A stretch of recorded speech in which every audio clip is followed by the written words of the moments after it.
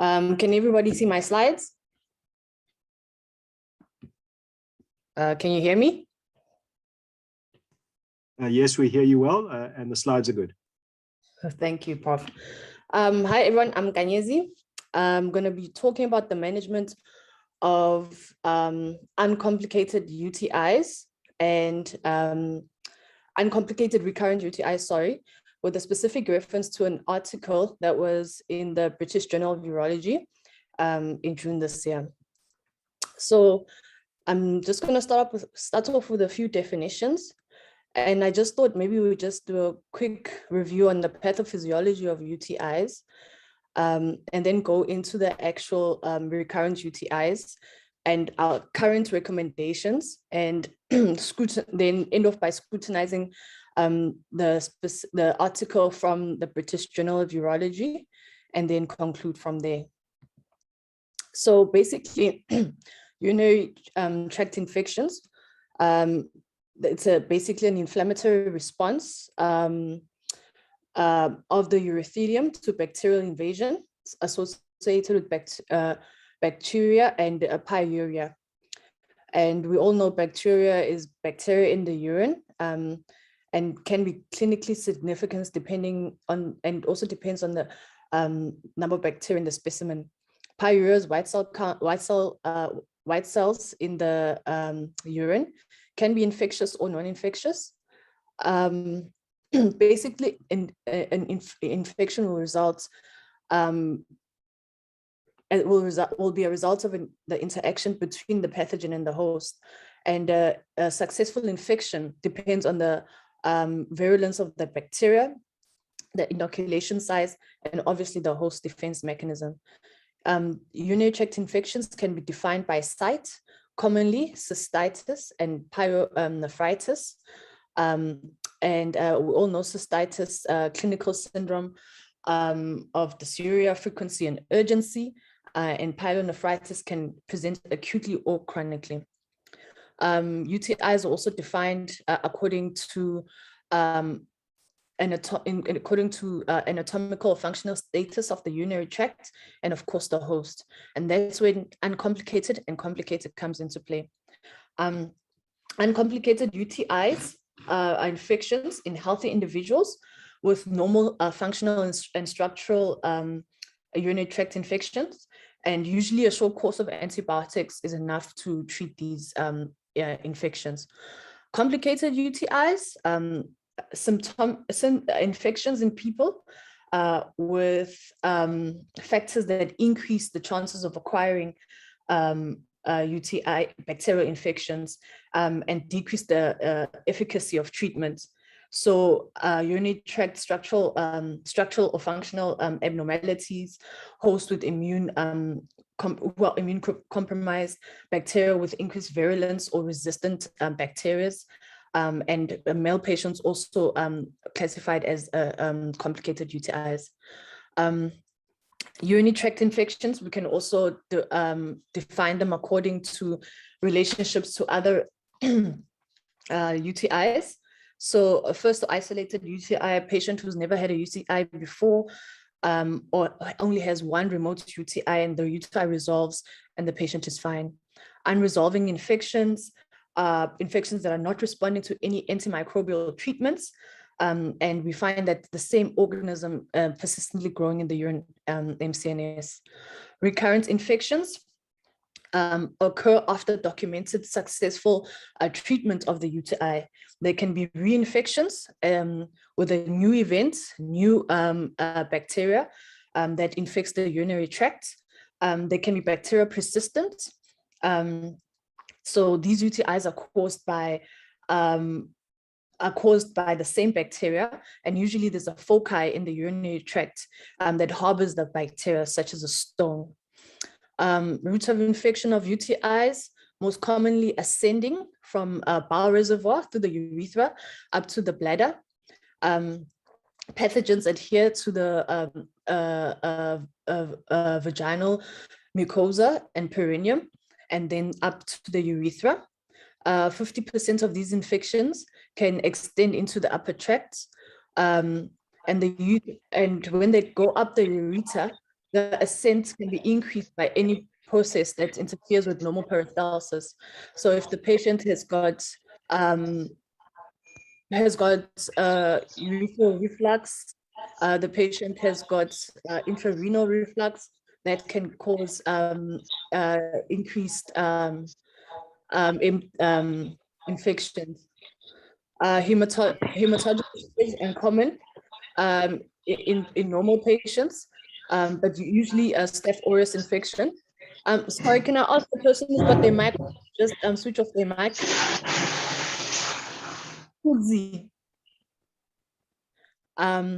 And then we've got lymphatic spread, which is direct extension from adjacent organs. So common pathogens. So you have E. coli, which is the most common pathogen that causes UTIs. And other gram-negative and gram-positive enterobacter, like Klebs,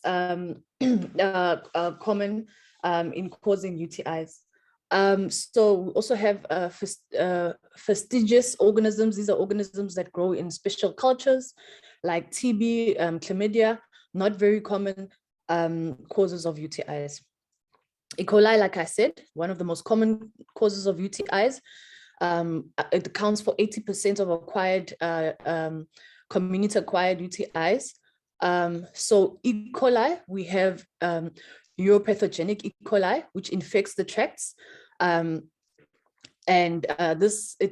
coli has the ability to infect urinary tracts through virulent factors.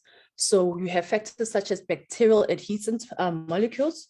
So the bacteria can adhere to the mucosa of the bladder and other organs of the urinary tract through adhesion molecules. So the most common ones are papillae, type 1 and P. papillae. Type 1 papilla is more adheres to the bladder, and P. papillae to the kidneys. So that's how they adhere. And that's the most important step of the bacteria coming into the system. Another way virulent bacteria are virulent is because they've got an polysaccharide capsule. This polysaccharide capsule basically helps the bacteria to be protected from phagocytosis from the host immune. And the bacteria also produces toxins like hemolysin B, which creates pores in the host cells so that the bacteria can infiltrate. The host itself as well is receptive to bacteria. So in terms of the host, you have vaginal mucosa, which is susceptible to urinary tract infections. And there's found that there's some genetic traits that are familial that patients have, which could put them at risk of UTIs. Hormonal changes, it's been noted that decreased estrogen can increase your risk factors to recurrent UTIs. Certain blood groups as well as patients with certain blood groups have been found to have increased UTIs. And vaginal fluid, so bacteria likes to adhere when the surface is nice and moist. So adherence to the vaginal fluid increases UTIs. The bladder itself has got uroplakin molecules, which is how the bacteria actually enters the bladder mucosa. And the bladder itself, and then once the bacteria is inside, the bacteria then grows and forms biofilms. Biofilms, again, also allow the bacteria to hide from the host immune system and from any antibiotics that can be in the system. But our bodies also as hosts have natural defense mechanisms. Our natural flora, which is in the vagina, on the perineum, and forms a protective mechanism against bacterial invasion. Urine, so properties of urine itself are protective against infections, like the pH of the urine, the osmolarity of the urine. and also protein molecules like Hall's protein in the urine acts as bind the leukoplakin in the bladder to inhibit adherence of the bacteria. The bladder itself is a natural defense mechanism against bacterial invasion, in the sense that it empties, so that allows bacteria to be removed, and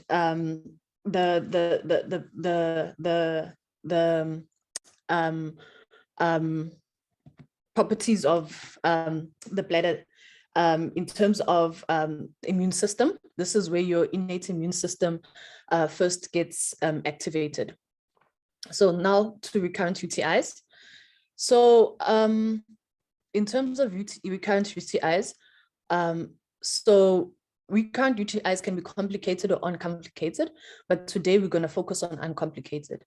And basically, we call them recurrent when you have a frequency of 3 or more UTIs a year, or at least 2 UTIs in 6 months. They can include the upper tracts and the lower tracts. But once the upper tracts are involved, they're usually complicated. Uncomplicated UTIs are very common. Young women, they peak between the age of 20 and 29. And then there's a second peak again for elderly women over the age of 65. So I just wanted to also just go according to current management, review that, and then we get into the actual article that we must scrutinize. So currently, when we manage UTIs, we first evaluate the patient. This basically evaluation is to focus on preventing recurrence by identifying risk factors and changing patients' behavior that contributes to the recurrence.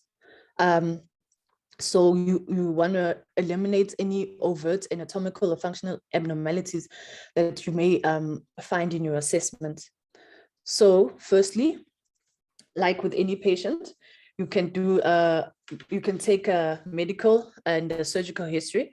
So that's where you can identify patients with risk factors such as diabetes or any causes of immunosuppression, any surgeries such as pelvic surgeries, any history of radiation to the pelvis, that can in fact make the patient have increased risk of recurrent UTI. And with that, you also have to, like I said, the risk factors. So this table here just shows us the most common risk factors for young ladies, premenopausal, and then postmenopausal ladies for recurrent UTIs. So the most commonest risk factors: sexual intercourse in young ladies. Older ladies, mainly it's because of the decreased estrogen. Second thing you're going to do, physical examination. Once again, this will allow you to assess the patient for any overt anatomical, functional abnormalities. So your physical examination involves general examination, abdomen. You want to palpate if there's a full bladder. And with that, if you see a full bladder, you can do post-void residual volumes and maybe a flow rate. And then you also included in the examination is a pelvic exam that's going to obviously allow you to assess any risk factors in terms of fistulae that you might find during the examination, prolapsed organs, and then laboratory tests. So every UTI needs to be confirmed on laboratory tests. So you need to do microscopy and culture to actually prove the UTI. You need to get sensitivities as part of your evaluation, so you can give culture-directed antibiotics. Imaging and cystoscopy. So these are only indicated if your patient has got high risks for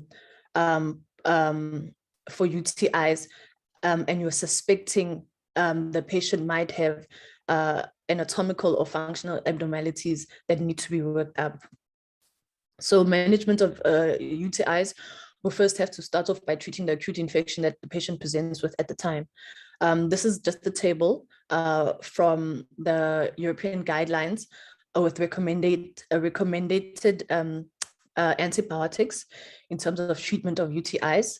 So first-line antibiotics, alternative antibiotics, and when you're in a region where there's resistant patterns for E. coli, there's recommended antibiotics for that. And of course, men can have UTIs. So you also have recommended antibiotics for men with UTIs. Second to that management is behavioral modification.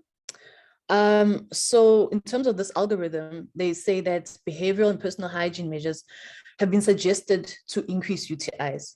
But according to the guidelines, studies have been done and they show lack of association between behavioral modifications and increased risk of recurrent UTIs. So behaviors such as when wiping and going to the toilets, wiping from back to front. So those kinds of behaviors have actually not been associated with UTIs. So they generally don't recommend that you counsel the patient too much on behavioral modifications. Non-antimicrobial prophylaxis. So hormone replacement. So they speak about hormone replacement in terms of estrogen, and estrogen per vaginal has been studied the most as compared to oral estrogen. According to the guidelines, vaginal estrogen, it has been shown to decrease the rates of recurrent UTIs, but not significant enough to actually recommend that patients be given the estrogen. Immunoactive prophylaxis. So they found that immunoactive prophylaxis does actually help decrease recurrent UTIs, especially in patients with recurrent UTIs, and they found that it prevents recurrent UTIs. Probiotics, they found that there's actually no benefits in recommending the use of probiotics for patients with recurrent UTIs. Cranberry products have also been studied in small studies. There's no large studies that can actually assess whether these products actually are beneficial. So they've actually said that patients could be advised to increase the intake of cranberry products, but obviously there's going to be increased calorie intakes. And if patients don't mind that, then there's no harm. Dimenson is shown to be effective, to be as effective as some antibiotics, including nitrofurantoin, in preventing UTIs. But once again, there's no significant evidence, but it is recommended that it could be used in a setting of a clinical trial. So installations of antibiotics into the bladder. So there have been studies that have been done with bladder installations, but they found that there needs to be more large-scale trials in order to assess whether these installations can be beneficial to patients. And antimicrobial prevention obviously would be the next step. And we have 3 different types of ways we can give antibiotics to patients with recurrent UTIs. That is continuous low dose antimicrobials, postcoital prophylaxis, or self-diagnosis and self-treatment. So continuous low dose antimicrobials, microbials that are given to patients on a long-term basis between 3 to 6 months. These antibiotics should be given based on the urine MCNS results. And the only issue with this is that after you've given the antibiotics for that long period of time, there's no actual preventative measures after. And they found that some patients could have recurrence in terms of UTIs, but it's been found that it's the most effective way to prevent UTIs. But obviously, it comes with the side effects of long-term antibiotic use in patients, and such as GIT side effects, which some patients might not tolerate. Post-coital prophylaxis, like I've previously said that sexual activity is one of the risk factors for recurrent UTIs. So those patients that have been found to have UTIs post sexual activity can be treated with post-coital prophylaxis, especially patients that have a history of UTIs and they are currently pregnant. So those ladies would have an increased risk of getting post-coital UTI. So it would be recommended to give them the prophylaxis. So this is a single dose antibiotic that you take just after the sexual intercourse. And then self-diagnosis and self-treatment. So with this strategy, patients who are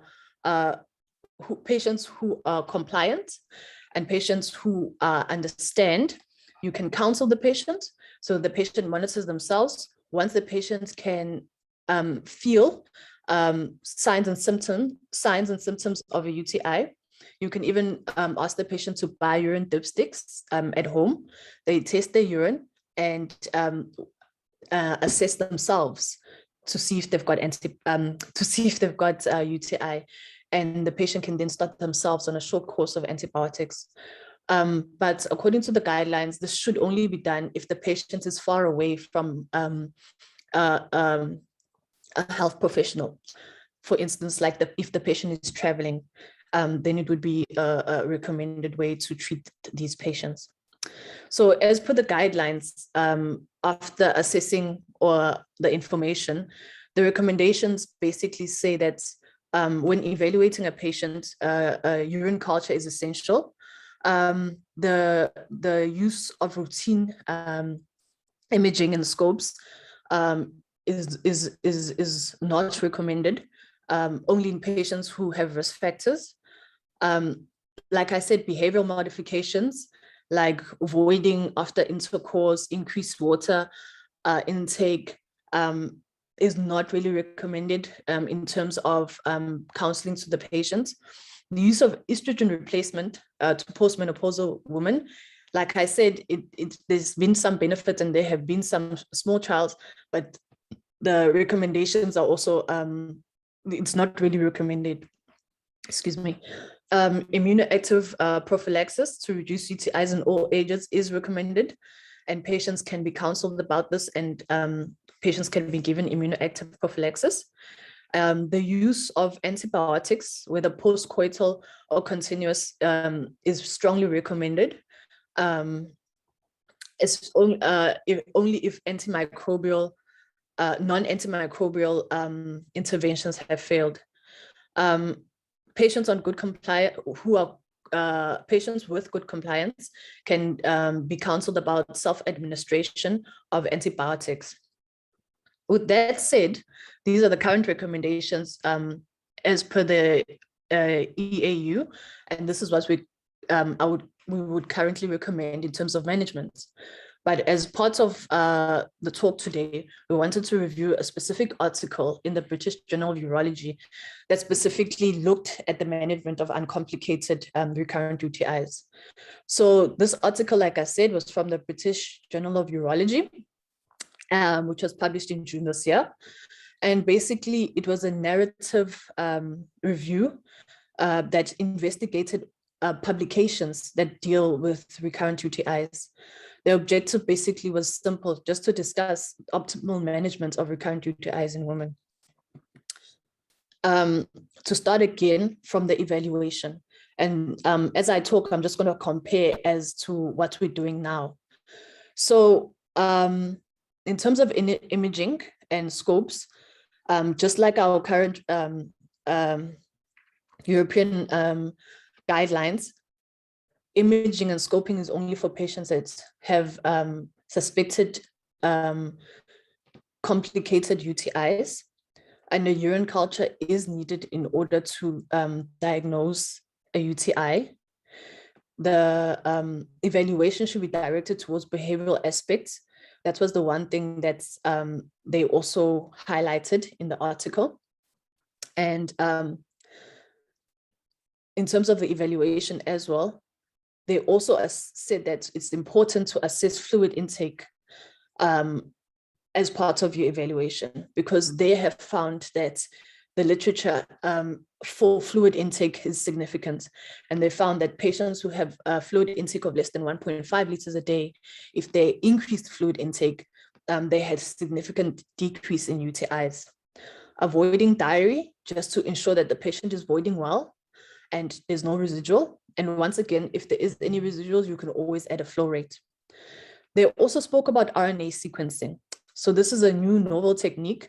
And they found that through the literature, when they assessed patients who were diagnosed with urinary tract infections with RNA sequencing, they found that the diagnosis was more specific and more patients were diagnosed. And they felt that it should be something that's added to routine workup, but the only problem that it's not easily accessible. As part of the evaluation, they also did just a little bit beyond time. I don't know if you can perhaps wrap it up shortly. Okay, Prof. Okay. So in terms of evaluation, they also noted a nomogram from one of the papers that they evaluated, and they found that on this nomogram, the nomogram basically has the ability to predict patients who will have recurrent UTIs, and the predictability of that was quite significant. In the management, they did specify and highlight that behavioral changes,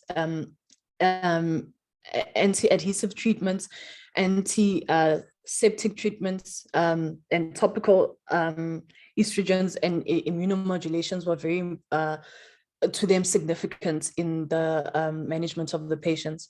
I was going to go through all the specific managements, but just a quick one.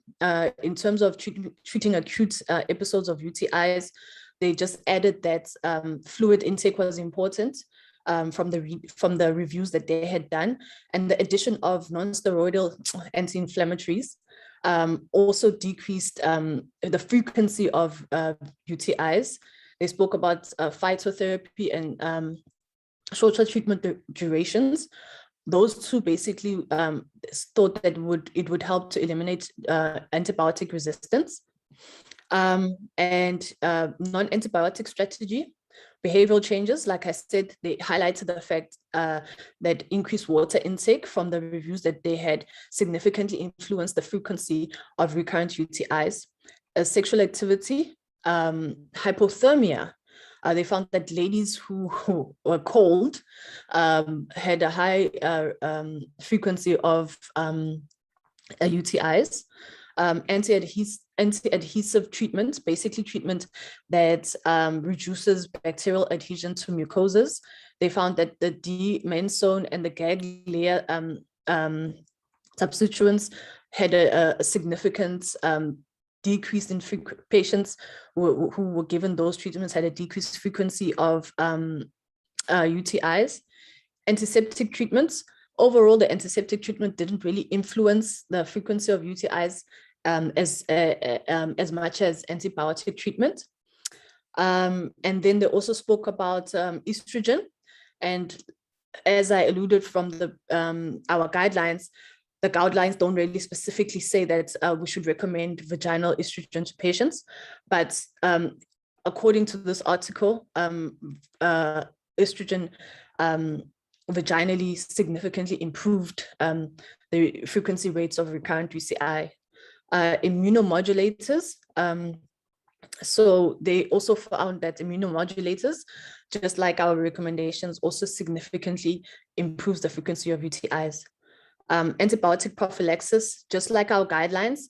They also do recommend post-coital and continuous prophylaxis, but they had also added that intravesical installations actually significantly decrease frequency of UTIs, which was the opposite from the findings on the guidelines.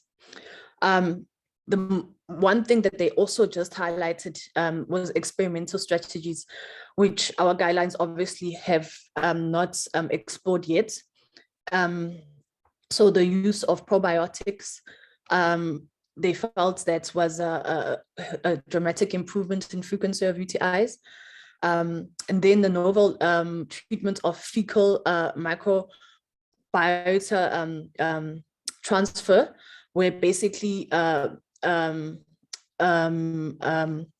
microbials from a healthy young patients are transferred in the form of capsules or enemas into patients with recurrent infections. They found that these patients, after getting these capsules or these enemas, had decreased frequency of UTIs. They also spoke about phages, bacteriophages, which are viruses that infect bacteria. So these viruses are given to patients, and the bacteria is killed by the virus.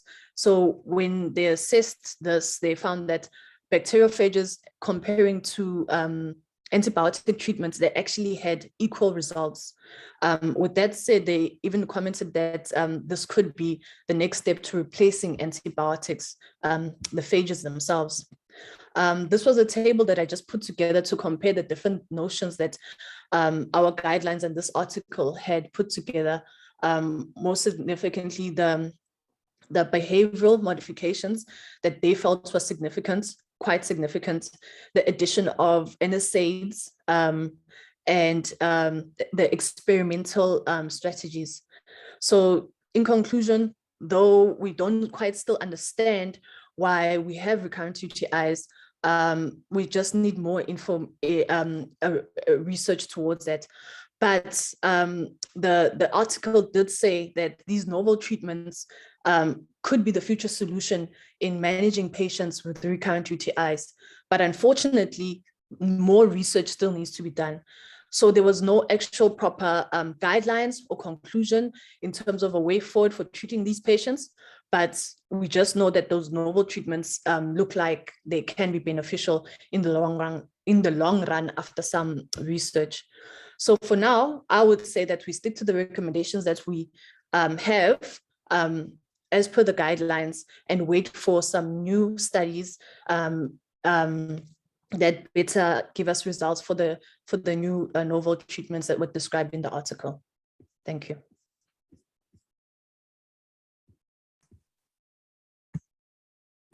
Nkanyezi, thank you very much for a very well put together talk. I'm just looking around to see if there are any questions. Just to clarify on those guidelines there, the word immunoactive prophylaxis, is that referring to things like D-mannose? In other words, they are. Yes. Okay. Yes. Just waiting for some hands or anything. I suppose my experience of this topic is that it's relatively poorly managed. You have quite a lot of morbidity in patients, particularly postmenopausal women who get, I won't say mismanaged, but undermanaged, and have quite significant long-term symptoms. And I think we as urological surgeons, although it's not as the forefront of our mind, I think we have a big role to play in managing this cohort of patients in a better fashion. Once we've excluded any organic pathology that can be managed, then we certainly need to still remain very involved in their care. Just looking for any other hands, not seeing anything, and we're a little bit over time. But Nkanyezi, thank you very much for your hard work to review that article and to summarize this important topic. We'll meet again next Friday. Thank you very much. Thank you, Prof.